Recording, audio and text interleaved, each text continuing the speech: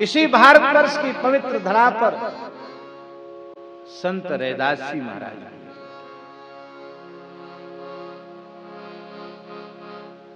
हम आपसे पूछते हैं,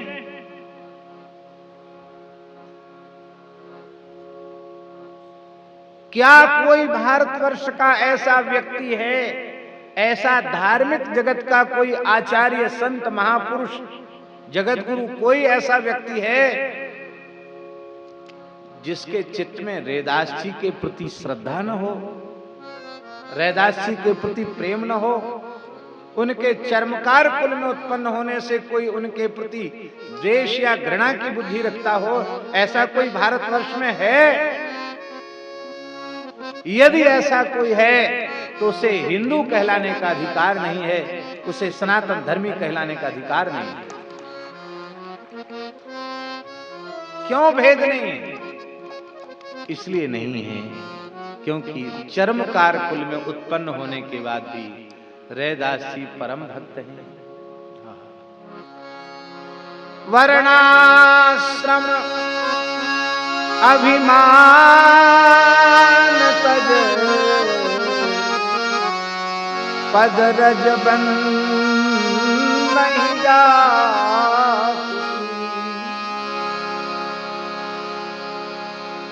संदेह ग्रंथि खंडन निपुण, वाणी विमल रैदास की। संदेह ग्रंथि खंडन निपुण, वाणी विमल रैदास। वो रैदास जी महाराज,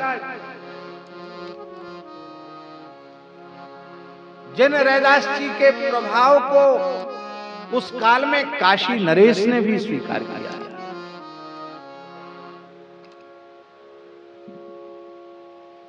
काशी नरेश रैदास जी का दर्शन करने के लिए आए। रैदास जी मानसी सेवा में थे। मानसी सेवा से निवृत्त होकर वे भाव राज्य में भगवत चरणामृत वितरित कर रहे थे। उसी समय काशी नरेश ने प्रणाम किया। आपने देखा कोई सामने भावुक आया है, चरणामृत दे। कठोते में पानी भरा था, आपने कहा लो चरणामृत। यद्यपि उस कठोते में गंगा जल ही था, उसमें कोई चमड़ा या चमड़े का पानी नहीं था, लेकिन काशी नरेश ने विचार किया कि एक तो ये चर्मकार हैं, फिर लकड़ी के पात्र में स्थित जल है, कठोते का पानी है, हो सकता है इसमें चमड़ा भी भिजाते हों, तो ये चरणामृत के नाम पर पीने के योग्य तो नहीं है। तो पिया तो नहीं महाराज ने, उस हाथ को ऐसे कर दिया, ऐसे नाटक करते ना पीने का, तो पिया ने ऐसे नाटक किया, पिया नहीं, और उसको अपने कोट में ही ढुरका लिया, कोट में ही गिरा लिया। सफेद कोट पहन करके महाराज साहब गए थे, उसमें केसर जैसा पीला पीला दाग आ गया। आश्चर्य की बात है, सफेद पानी में केसर का दाग कैसे? वो तो चरणामृत था। तो मन ने कहा कि निश्चित हमको दिखाई नहीं पड़ा ठीक से, सवेरे का समय था, उसमें चमड़ा होगा इसलिए पानी का कलर कुछ बदला हुआ है। अरे अच्छा हुआ नहीं पिया। राज की जो राजा साहब के वस्त्रों को धोने वाला जो राज की धोबी था, उसको आपने कहा ले इसको धो, तो इतना सा दाग है, इसको तुम्हें छुटा दूंगा। तो गया धोबी और उसने एकांत में मारा, दांत से ही छुटाया उसने। जैसे ही उस चरणामृत के सूक्ष्म अंश का उसकी जिह्वा को स्पर्श हुआ, उसको दिव्य ज्ञान हो गया, उसको सारी सृष्टि में राम जी का दर्शन होने लग गया, नाचने लग गया धोबी। धोबी नाई बोले महाराज क्या कर दिया आपने, हमारा पति तो कीर्तन करता, नाचता है, रोता है, गाता है, कभी हंसता है, उसको तुम मुझ में भी भगवान दिखाई पड़ते, सब में भगवान दिखाई पड़ते। महाराज ने धोबी को बुलाया, बोले महाराज इस समय मुझे रघुनाथ जी को छोड़ के दूसरा कुछ नहीं दिखाई पड़ता। अरे मैं चूक गया, संत रैदास की कृपा से। राजा साहब फिर गए, महाराज चरणामृत दीजिए। रैदास जी ने मुस्कुरा कर कहा, मैं चर्मकार हूं, ये कठोते का पानी है, आपके योग्य नहीं है, आप इसको लेने के अधिकारी नहीं। वो संत रैदास जिनका दर्शन करने नाथ संप्रदाय के समर्थ सिद्ध योगी आचार्य श्री गुरु गोरखनाथ जी भी आया करते थे। एक बार गोरखनाथ जी ने भी कहा, रैदास जी प्यासा हूं, जल पिलाओ। रैदास जी उस समय भी भाव राज्य में थे, उनके कठोते में जल भरा हुआ था। उनका लो महाराज, जल तो नहीं चरणामृत है, पीजिए। आपने अपने खप्पर में उसे भर तो लिया, लेकिन पिया नहीं। उस खप्पर को लेकर कबीरदास जी के यहां चले गए। सत्संग होने लग गया। कबीर जी की मानस पुत्री थी कमाली। कबीरदास जी के संबंध में कुछ भ्रांतियां हैं, उनको हम थोड़ा मिटा दें। कबीरदास जी को लोग कहते हैं कि वो उनके एक लड़का था, एक लड़की थी। सच्ची बात यह है, कबीरदास जी ऊर्ध्वरेता बाल ब्रह्मचारी थे। विवाह अवश्य हुआ था कबीरदास जी का। कबीरदास जी की गृहिणी का नाम था लोई, लेकिन वे गृहस्थ होते हुए भी महान ब्रह्मचारी थे। अपने संपूर्ण जीवन में उन्होंने सकाम भाव से नारी का स्पर्श नहीं किया।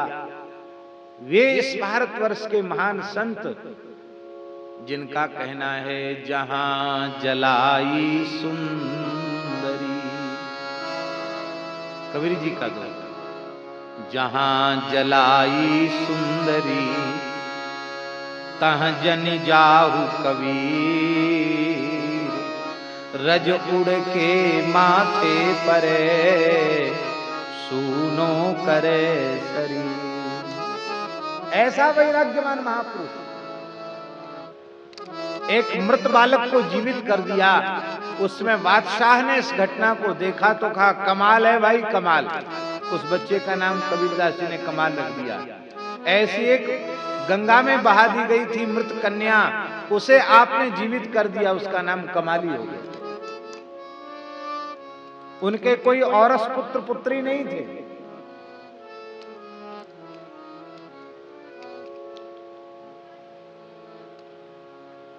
आप लोग कहेंगे कि ये गृहस्थ का नाटक ही क्यों किया? भाई देखो, ऐसा है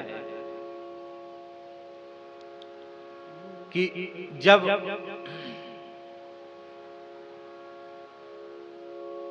हम किसी वर्ग विशेष का सुधार जब हम करना चाहते हैं, किसी भी वर्ग का, किसी भी समाज का, तो उससे पृथक होकर उसका सुधार नहीं किया जा सकता। उसमें रहकर, उसमें घुल मिलकर उसका सुधार किया जा सकता है। कबीर यदि किसी अलग मठ में विरक्त साधु सन्यासी की रहनी से रहते होते तो सुधार संभव नहीं था।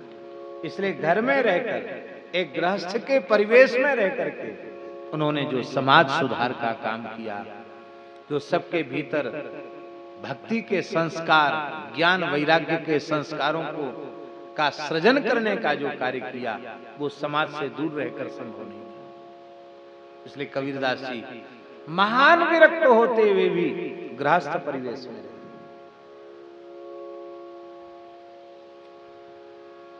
तो कमाली आई। कमाली ने गोरखनाथ जी से कहा, काका जी ये खप्पर में क्या भरा है? अरे बोले, प्यास लगी थी, पानी मांगा था रैदास जी से, उन्होंने इसको भर दिया। आपने पिया नहीं तो मैं पी लूं? हाँ भली तू पी ले। कमाली ने जल लेकर के पी लिया और श्री गोरखनाथ जी को दूसरा जल पिलाया।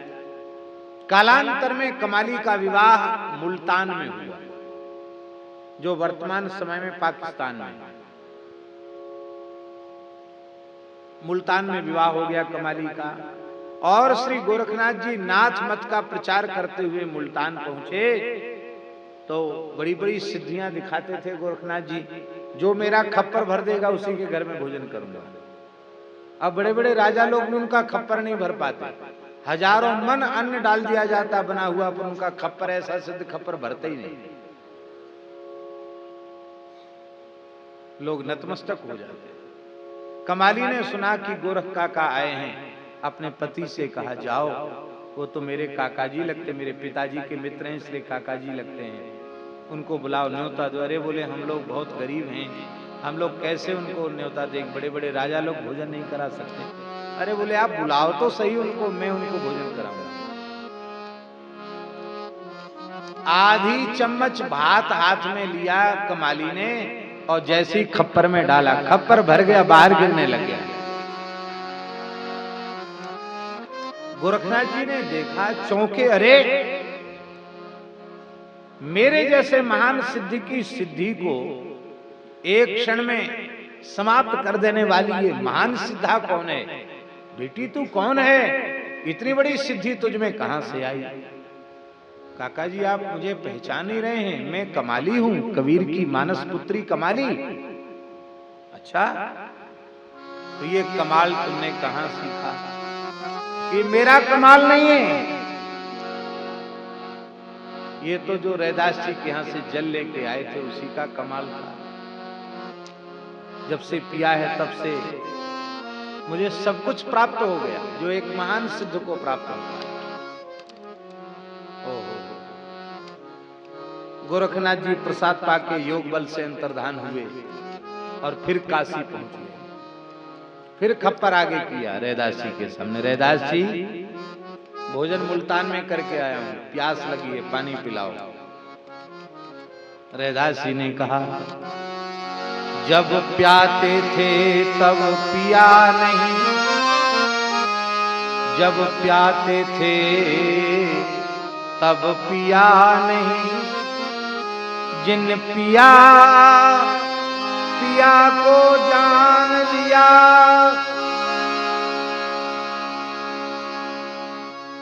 जब प्याते थे तब पिया नहीं, जिन पिया पिया को जान लिया, भूला जोगी फिरे दीवाना, वह पानी मुल्तान गया। जब पिलाते थे तब नहीं पिया, और जिसने पिया उसने प्रीतम को जान लिया।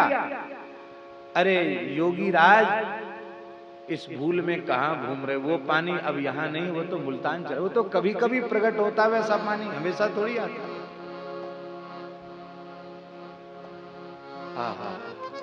ये सभी के भीतर भक्ति प्रकट हो जाए तो ये पारस्परिक द्वेष, घृणा और भेद का जो व्यवहार है वो समाप्त हो जाएगा, सबके भीतर प्रेम हो जाएगा, सबके भीतर सौहार्द हो जाएगा। हम तो भगवान से प्रार्थना करते हैं, प्रभु ऐसी कृपा कीजिए धरती के सभी मनुष्य उनके मस्तक पर ऊर्ध्व पुंड्र तिलक हो, सबके कंठ में तुलसी हो, सबके मुख में भगवान नाम हो। ये हो जाए तो महाराज क्या कहना है? फिर हिंसा, द्वेष, घृणा, भेद ये सब के सब धरती से ही विदा हो जाए। फिर अलग से किसी को वैकुंठ जाने की आवश्यकता नहीं पड़ेगी, ऐसा होने पर धरती ही वैकुंठ हो जाए।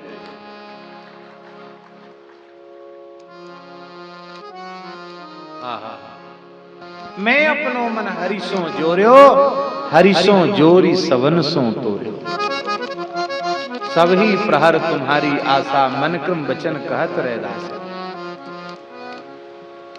भाई वर्ण धर्म, आश्रम धर्म नित्य सिद्ध अनादि अपौरुषेय वेदों के द्वारा प्रतिष्ठापित है। वो अपने मूल स्वरूप में सुरक्षित रहने ही चाहिए, लेकिन वे अपने मूल रूप में सुरक्षित भी रहे आवें और समाज प्रेम के एक सूत्र में बंधा रहे। द्वेष और घृणा का व्यवहार किसी प्राणी के द्वारा किसी प्राणी के प्रति न हो, ये कैसे संभव है? इसका एक ही उपाय है, सभी जीव भगवत शरणागत हो जाएं। सभी जीव भगवान के भक्त हो जाएं, सभी जीव भक्तमाल की कथा से जुड़ जाएं,